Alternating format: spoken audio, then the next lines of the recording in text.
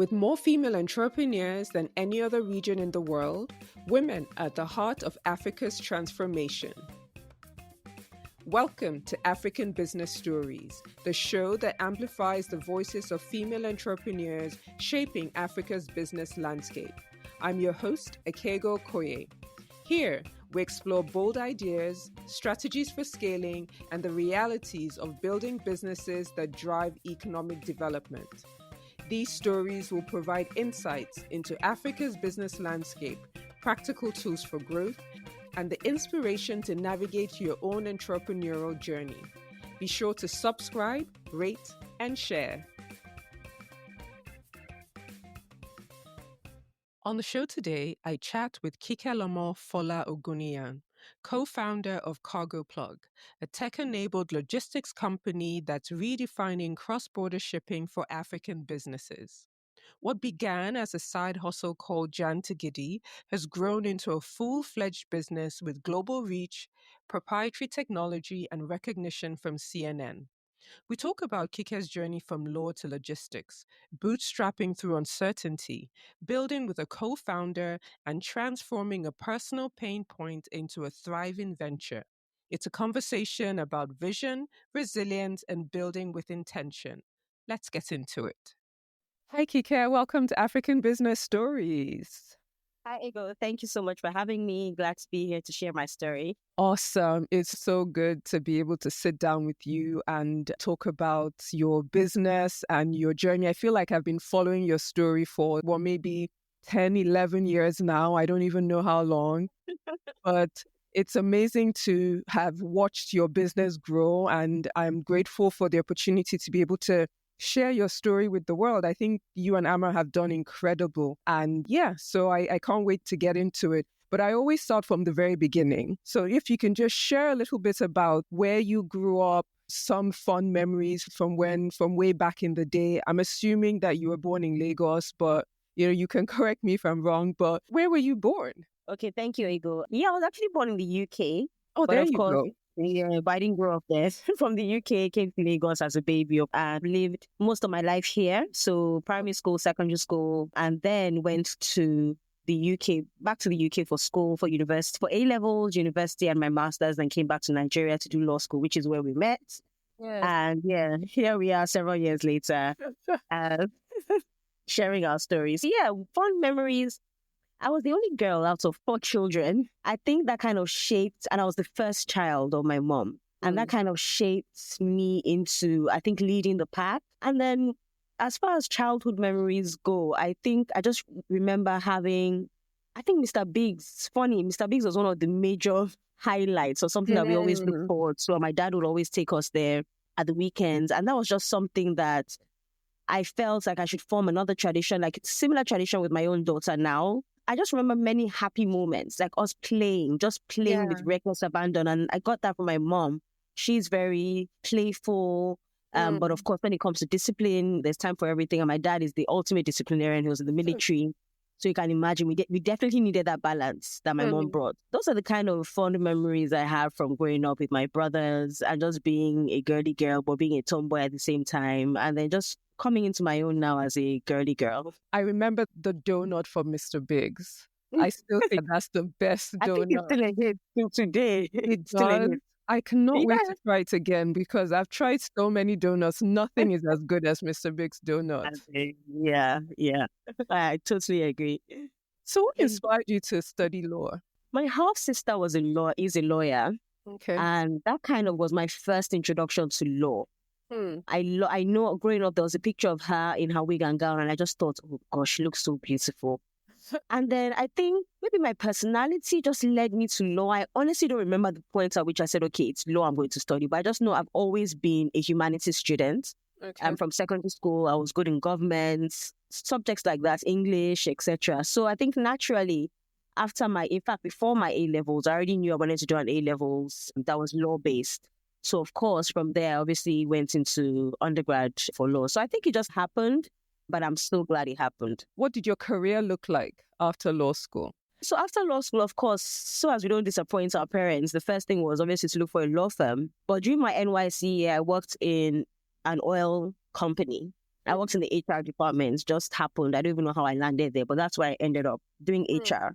But of course, I already knew that after NYSC, if I wasn't retained, which wasn't likely, I was going to go into a law firm. So I started applying, went to the best of the best law firms for interviews, etc. And I finally started working at Alex, which is one of the top law firms in Nigeria. So I worked there as a lawyer, as an associate for about 2 years.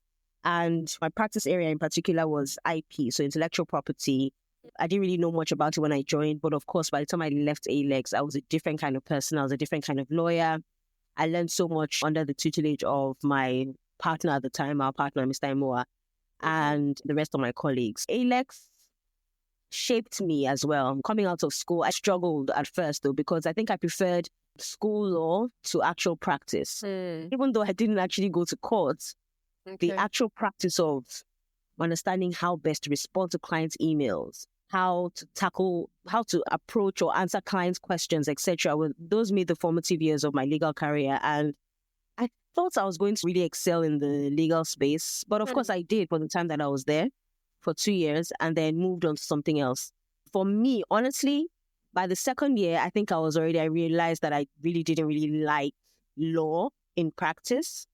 And so when the opportunity came to go into oil service, back into the oil industry, I took the opportunity. I jumped at the opportunity. You finished at Alex, you joined this oil service company. And just from researching, I know that the idea for a business came while you were there. So just talk us through what led you to conceive this idea of starting Jan to Gidi, as your business was called then. Yeah, when I joined the oil service company, my friend introduced me to the company, actually, Amma, who is now my co-founder. She had told me that they were recruiting. I'd already said to her that I was looking for a job, I was looking for something else. And she said, oh, there's a vacancy in her organization. And I thought, okay, I'd apply. And I did, and I got the job. So that's why we got closer. She was already working there in a different department, in the engineering department. So I joined training services. I was a project support coordinator. I needed my legal skills as well. Of course, I applied my legal skills in that space, but just that it wasn't at the forefront. But yeah, when I joined, we would always ask. I know at this time, Amma had also come back from uni in the UK, same as myself. So we already had started asking for friends and traveling relatives coming back. I know that when we were even in law school, I didn't have enough time to even shop for law school, black and white outfits. I didn't even have enough time because I was rounding up my master's and rushing back to Nigeria for my law school. So I didn't have enough of the black and white. And then you just always asked if anybody was coming back. So the problem started there from when I first landed in Nigeria. Within a few weeks, I realized, oh my goodness, I don't have enough black and white outfits. And we were stuck in Buari, which is a village in Abuja. I had no idea where to shop. Even in Lagos back then, I didn't know where to shop. I didn't know where to buy anything. So immediately the problem started. Where can I get goods from? And my only thoughts as an adult that had spent 7 years in the UK was shop from the UK. I already had the stores that I was accustomed to that were my favorites, and I just wanted to keep the habits. We'll start asking for traveling friends and relatives, and we realized in a short period of time there was a headache. Finding someone who was willing to carry a package for you was a problem. Even finding a way to pay for your goods was a problem. So this was already a problem before I even joined this organization. Now, when I joined, I found someone else who had the same problem that I had. So we had a pain of shopping and just wanting to wear something for a wedding, a pair of shoes. And back then, there were shippers, but then they would charge maybe a high minimum wage, or there wasn't any tracking. You couldn't see what was happening. The person I found seemed like he was doing me a favor. The customer service was zero. And it was just like, okay, I'll pick up your goods or send your goods to me whenever you should get it. So Amma and I thought, no, there has to be a better way of doing this. So we ordered an item from a company who delivered to Nigeria at the time, and we worked backwards and found out that if these people could do it, obviously we can do it for ourselves and obviously start a business from there.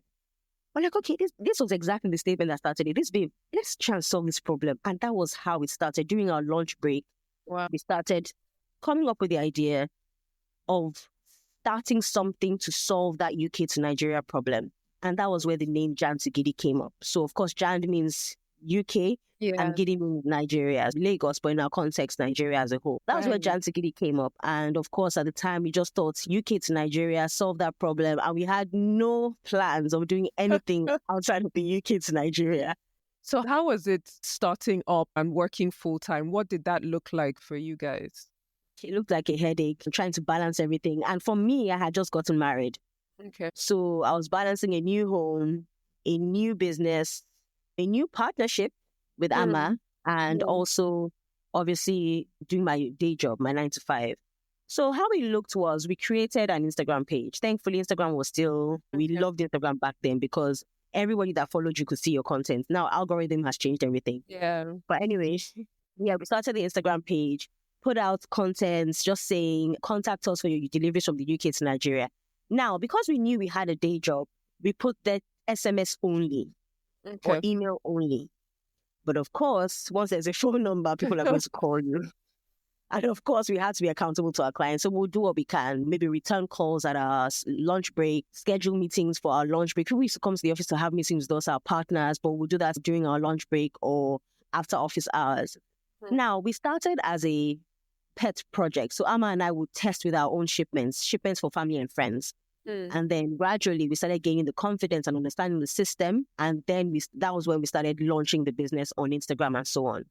Now, when the packages arrived back then, we'll be upstairs, but then we had our cars were our offices at the time. So we'll deliver, we'll just press your key and open up your car from upstairs. The delivery company knows what to do. Our partners that brought the goods in already know. Just open the boot, way. drop the packages, come upstairs with the proof of delivery. We'll sign everything and go back to work. Wow. And then after work, we would then find delivery companies. And back then, this was 2013 when we started. In 2013, there weren't that many delivery companies as we have now. So sometimes Amma and I honestly would just jump in the car and go and do deliveries ourselves, especially if they were on the island. We had an official email, something jantogidi@gmail.com. And then in a short while, of course, we had info@jantogidi.com.ng, made everything official, had a website. Yeah. And literally everybody who knew us knew that we had a new business and that we're solving the UK to Nigeria problem. And that our job was just to get the word out there. We're shouting from the rooftops, everything that we did. And that was how we built our first, I think, 1,000 followers on Instagram and continue to build till today. That's incredible. So you co-founded this business with Amma, who is your friend. I've interviewed so many women, so many business owners in the past, and we talk about co-founder success or co-founder breakup and, what that can be like. You guys have been together now for going on 13 years. Yeah. What's that journey been like? Are there some lessons you've learned from building with a co-founder who also happens to be your friend? Oh, we've learned so much from each other. And I think the key thing that I think still holds us together till date is trust and that communication. Trust, communication, and I think transparency. So at the beginning, right from the start, we already knew, as I joined as a lawyer, she's an engineer, we already knew we had strengths. So personally assess yourselves. What exactly are you bringing to the table? I had mathematics. In fact, I can't stand numbers. I don't know whether that's a law thing or just, I don't know what it is. It probably is, Kike. So of course, we knew she would be the numbers person. So tracking of customers' data, we had an Excel spreadsheet. So if Ego was getting 10 kg from the UK, we would write it there. Ego going 10 kg, we will write how much it cost us. So there was a formula, how much it cost, how much the customer paid, what the profit was, how much we paid for the last mile delivery, so the bike that came to pick up, and then understand exactly how much each transaction cost. Now we had a sheet per month. From the beginning, we understood the need to keep records. Yes. And I don't even think we're being intentional about it. I think it was just from a place of, let's actually know what the business is doing. It wasn't like, we need to be calculated. Nothing was calculated. You can tell even from the name we gave ourselves. We didn't think that we're going to last as long as we have, to be very honest. We just did the right things because we sought wise counsel. So we had an accountant in our office. At the beginning, just ask questions. Who can offer you free services? So we asked an accountant, okay, we already had a makeshift thing, but he helped us beef it up with all these formulas, amazing formulas. Okay, you can't touch this cell, don't touch that cell, just impute things in this cell and then it calculates everything. And little did we know that X number of years down the line, those things helped us get a loan, for example, from Lagos State because we had our records intact. So yeah, back to the relationship between Amma and I, that trust was always there from the beginning. Everything was 50-50. We contributed 50% each to register the business, get our first promotional materials. And those are the major costs we had. Remember, we're working out of our boots, the boots of our cars. And whatever costs we bore to our partners, whether international partners or local partners, were already incurred. We passed them on to the customer. So we didn't have that many costs. We just made sure we saved and we didn't pay ourselves anything at the time. And it reinvested everything back into the business. So yeah, being partners with my friend. Oh yeah, how we've been able to maintain the relationship. It's about having split roles. That's where I was going. Having split roles, I was more like the person that had that organized the templates emails that go out, the terms and conditions. I reviewed everything. When something goes wrong, we're like, okay, let's go and add it to the terms and conditions. When we learn a new thing, let's go and add it to the terms and conditions. So that resided with me. And Amma would obviously continue with the calculations, etc., and negotiations with our partners. So when did you then decide to leave your full-time job and face this fully?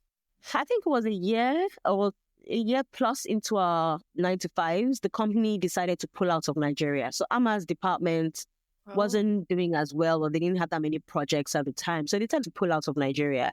And when they made that decision, I still had a job. So I had 3 months. I was still on for 3 months, but the business still carried on. Jan to Gidi, as it was now, was really growing.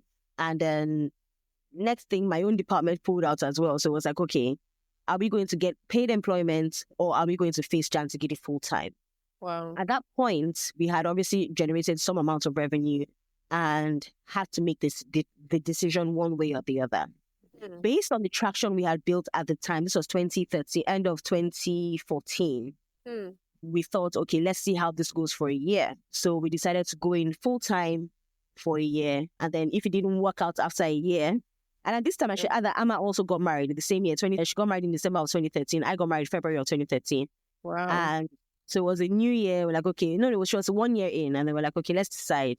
We decided, okay, do it for a year. If it doesn't work out, so go back into paid employment. Being out for a year wouldn't be so bad. We'll still be able to find something. And to the glory of God, we haven't looked back since 2015 that we went full time. Wow. Got our office space and everything. Yeah, so that's how we set up full time. Congratulations on that. Thank you. So let's talk about funding and what your funding journey has been like. So you both started this business in 2013. What did the startup grants and investor space look like for you in the early days? Back then, we started with our own savings. There wasn't much in terms of, in fact, we were shying away from investors. At the time, somebody was interested in funding our business. But I think it's ignorance on our part and just being scared of losing the business. We were shielded. No, we're not interested. We went to approach someone to help us with, I think it was marketing, some kind of digital marketing. He was an expert at it. He wants a stake. No, we're not giving any stake to anybody. With hindsight, with the benefits of hindsight, we should have probably opened our doors and at least listened to the opportunities that these parties presented, but we just protected the business. And I think that's one of the things that we probably have going for us. We never know what would have happened if we did take other people's money. But at the time, we just focused on applying money back, on bootstrapping. Okay. So we'll generate revenue, put it back in the business, generate and put it back in the business. At some point, we started paying ourselves a salary, but it was never something that we decided to pay. We now got this, the accountant I said we were working with that was in our company.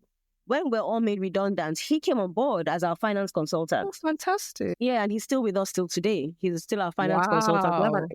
We have an in-house accounting service, but he's still our finance consultant, managing our books and just keeping us compliant. That's great. Shout out to SDI Consulting. Yeah, so funding was generally bootstrapped till 2021.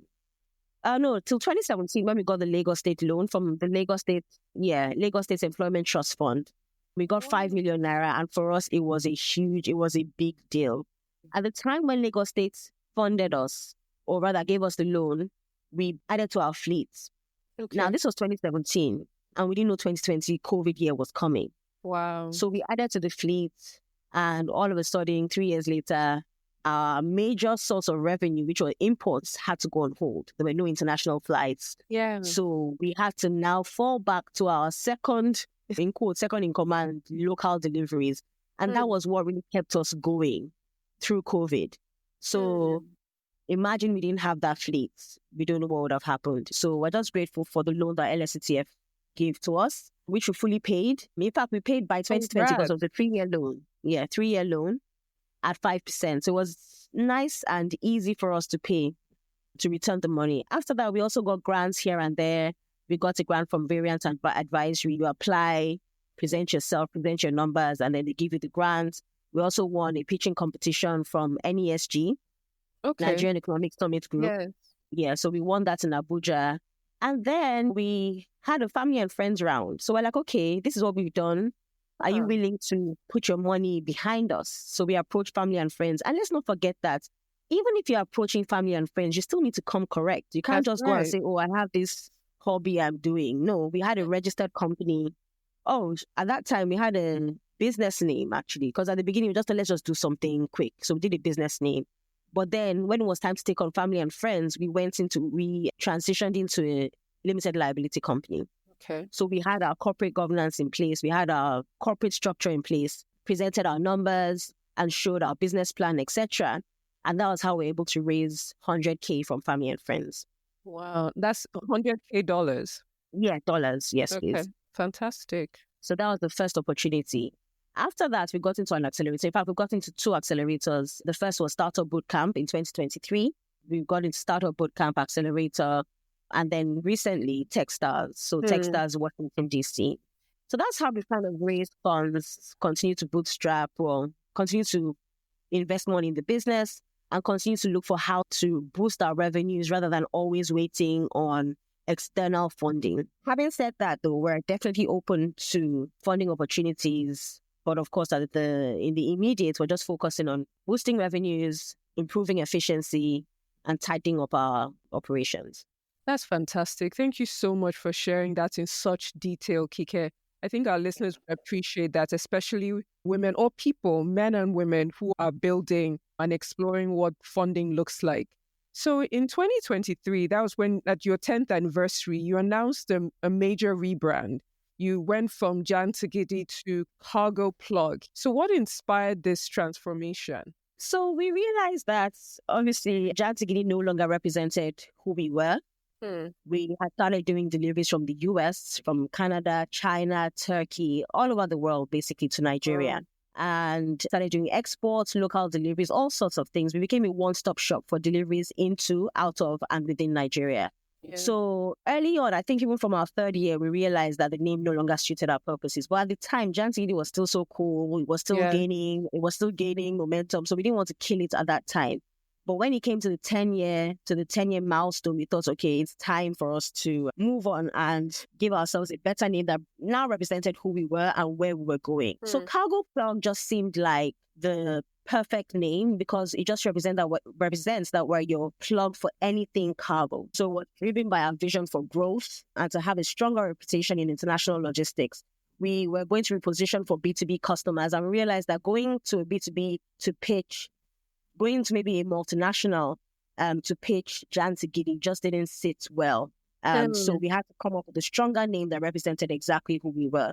So yeah, Cargoplug, we're bigger, better, more capacity, more confidence, ready for bigger transactions, basically. That's fantastic. So earlier on, we were talking about the accelerator programs that you got into. You mentioned it so briefly, but I want to drill down a little bit more.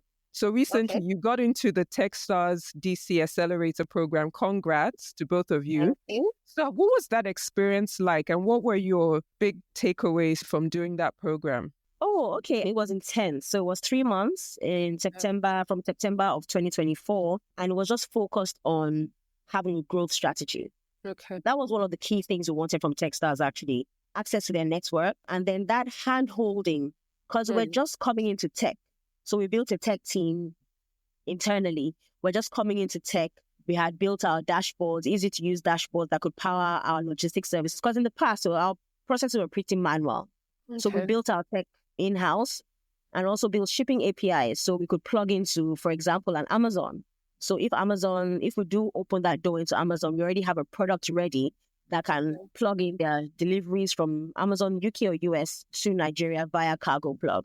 So we had built all that, but then still weren't so established in tech space. So joining a tech accelerator the benefit was to at least increase our access to the network of Techstars and help us with investor readiness. So we know that we want to raise money, but then how do we best position for 2020? This was 2024. For 2024, how best to approach VCs, how best to fine-tune our pitch, how to gain confidence with pitching, whether you're pitching online or pitching physically, etc. And I think Techstars helps us with hand-holding through executing our ideas.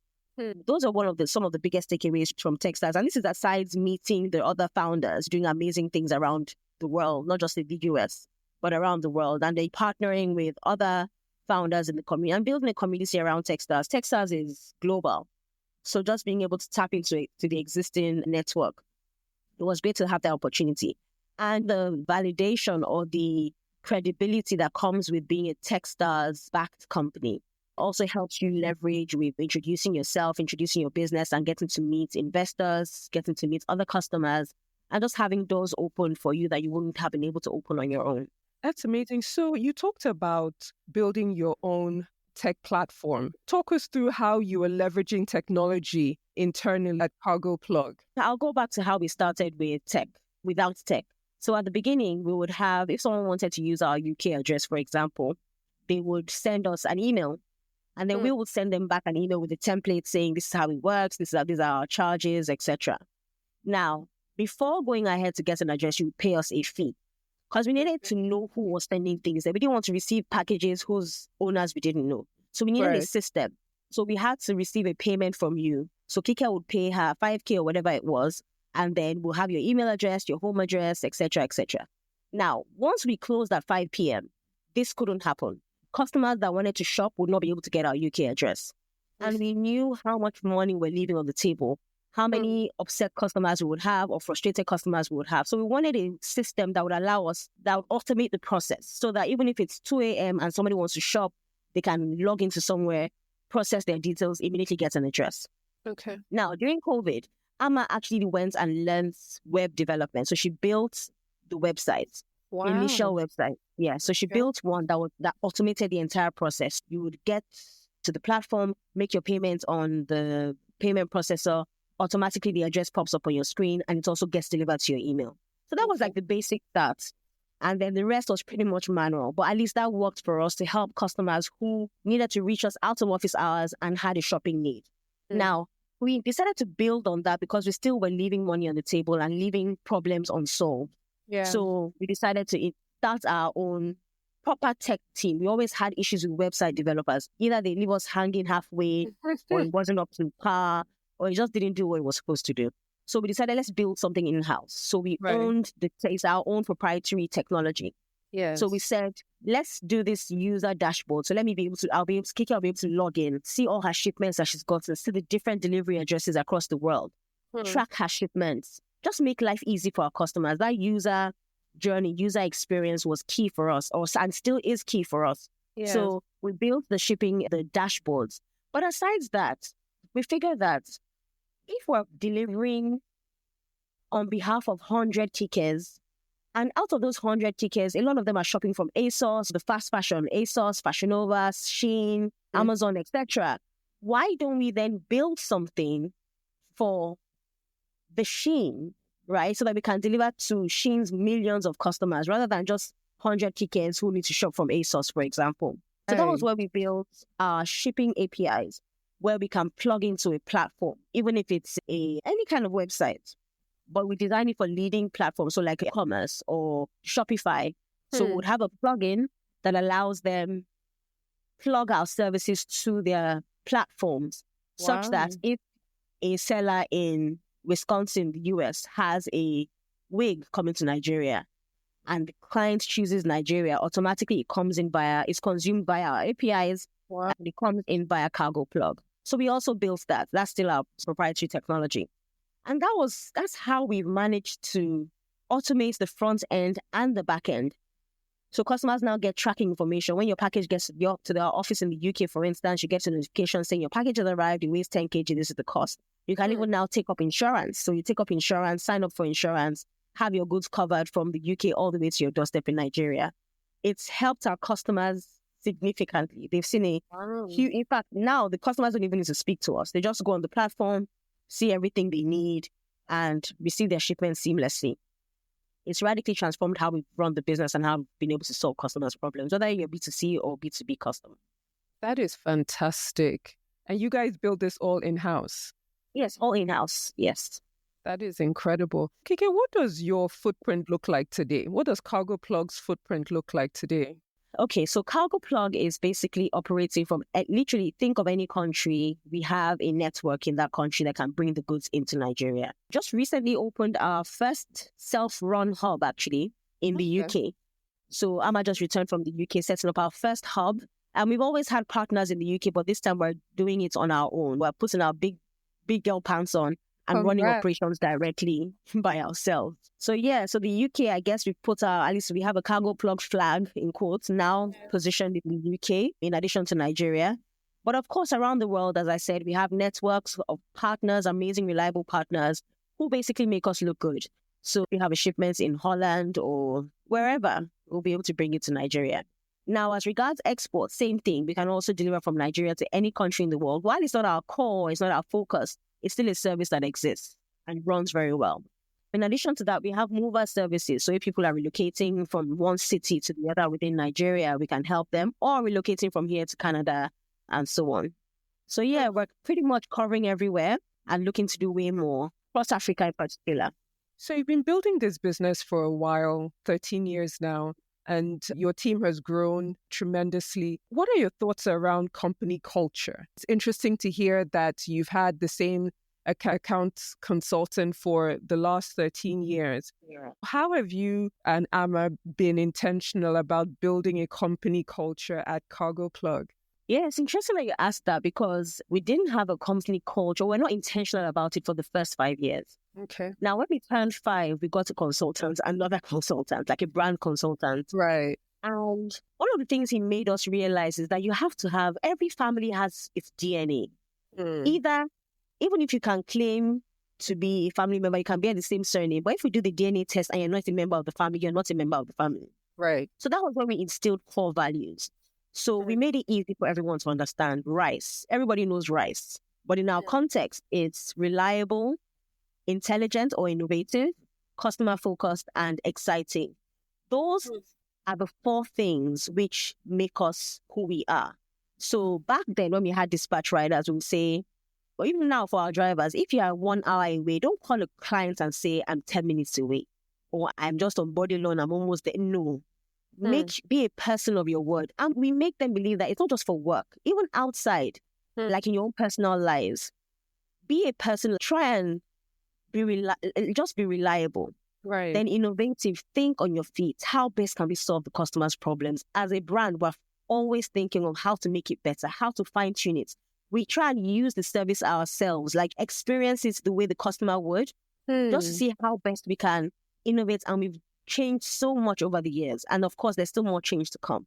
Yeah. And then being intelligent, of course, is don't just think within a box. A customer calls you and asks for something that isn't black and white. Think in the gray, think in other colors, and try and just solve the customer's problem efficiently.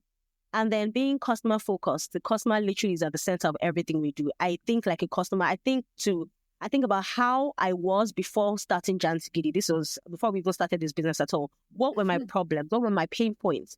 And how would I have wanted them to be addressed? Those help us form, and of course, listen to our customers now. So even if we're so far removed from being Kike and Amma back then that always look for traveling friends and family. But what are the problems that our current customers are still facing now, and how can we solve them? Have the customer at the core of everything that we're doing. And then exciting. You know what it's like wanting to receive anything from the UK or from anywhere. Yeah. You're excited. You don't want to have to go through stress and hell and high water just to get your pair of shoes, or you want to get your things for your company. So if you're bringing in your stock, your customers are waiting, you're looking to make money, your business has its needs. You have to be excited to receive our delivery. And we just make sure that, okay, when you pick up the phone, have a smile on your face so that at least on the other end, they know they're talking to a pleasant person, not like you're doom and gloom and bringing this color to somebody else's life. So just being intentional about our core values and making sure that everybody at every level of the company, even if you're a cleaner in the office, you should know how to at least welcome customers into the office. And I think that has helped us. And as you said, the finance consultant has been with us for all these years, but even our driver, and we have a driver who has celebrated his 9th year anniversary with us. And I think another member of the team, the head of our imports team, joined us in 2015 and 2016. And the level of growth, it's just been a joy to watch. And we know that he probably won't be in Cargoplug forever, but wherever he goes, he will definitely be a shining star because he's grown so much. He's transformed into a bright young man from the person that came into our office. So I think that culture of investing in people, training them, being transparent about our processes, helping them see that you can start something no matter how small and make sure your processes are in place to bring it to something in a few years' time, something that you can at least leave for the next generation. So I think that, and back to the rice core values, it helps us even when hiring. So when we're hiring, we're not just looking for someone that can do the job. No. Did you show up on time to the interview? If you were running late, did you let us know you were running late?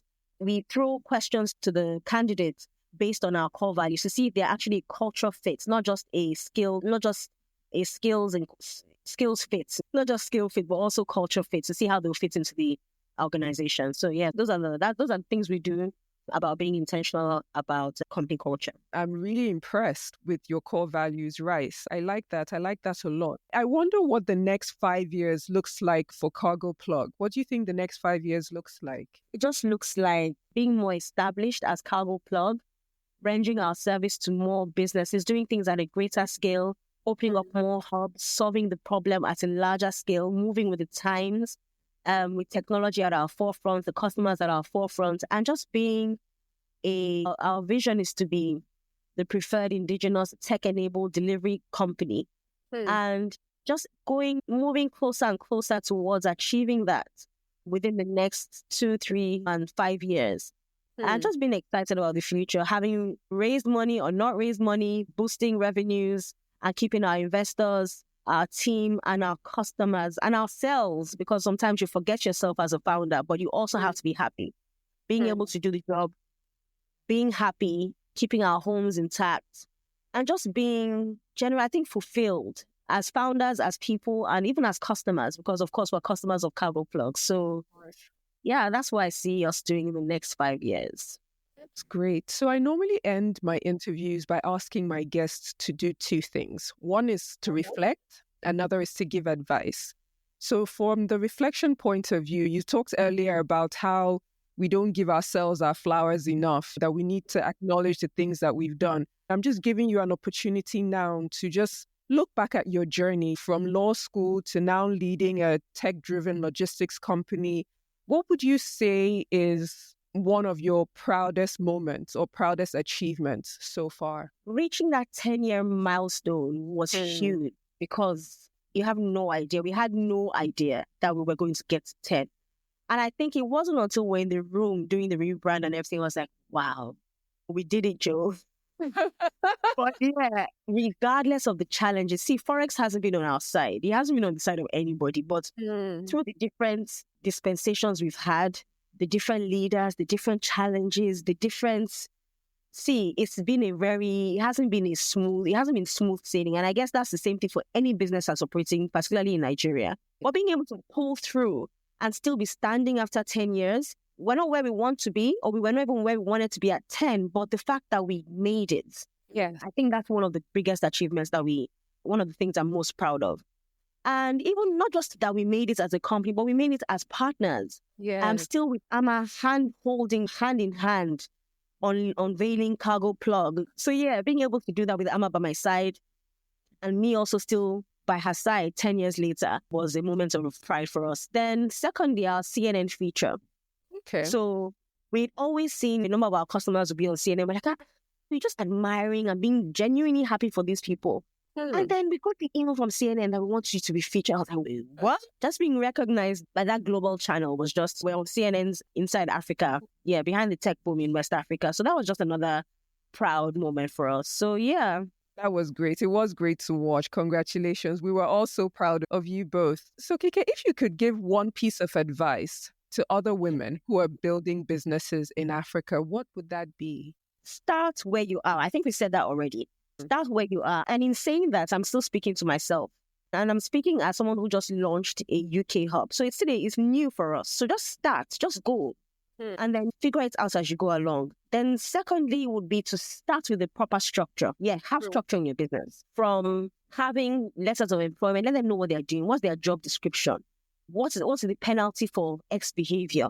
Is it pre-agreed? Just have structure. Basically, that's a summary. So regulatory compliance, if there's a license you need to have, even if you're selling soaps at home, you need to have a NAFDAC license. Get your NAFDAC license, start properly so that you can build, even though we're saying start where you are, at the point where you're still mixing the cream without the license, that's when you're still selling to your friends and family. But by the time you start launching your business onto social media or a website, start properly, brand properly, market properly, open your mouth and talk about your business. So those are the few things I think I would leave with your listeners. Thank you so much. So how can our listeners learn more about the services that Cargoplug offers? They can learn more. Go on our website, www.getcargoplug.com, or visit our social media platforms if that's more within reach. Jan to Gidi. Unfortunately, we were verified as Jan to Gidi before we changed our name, and now we're having a difficulty changing our handle to Cargoplug. So it's still Jan to Gidi, JAND, the digits 2, GIDI. But we have a second page at Get Cargoplug. So that's on Instagram. We're also on LinkedIn and on Facebook as well. So everywhere, Get Cargoplug. Awesome. Thank you so much, Kike. This has been great. Thank you, Ugo. Thank you so much for having me. Thank you so much for listening.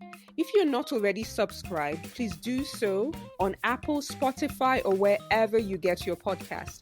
And don't forget to leave us a review so we know how we're doing. I'm Kikelomo Fola-Ogunniya, and you have been listening to African Business Stories.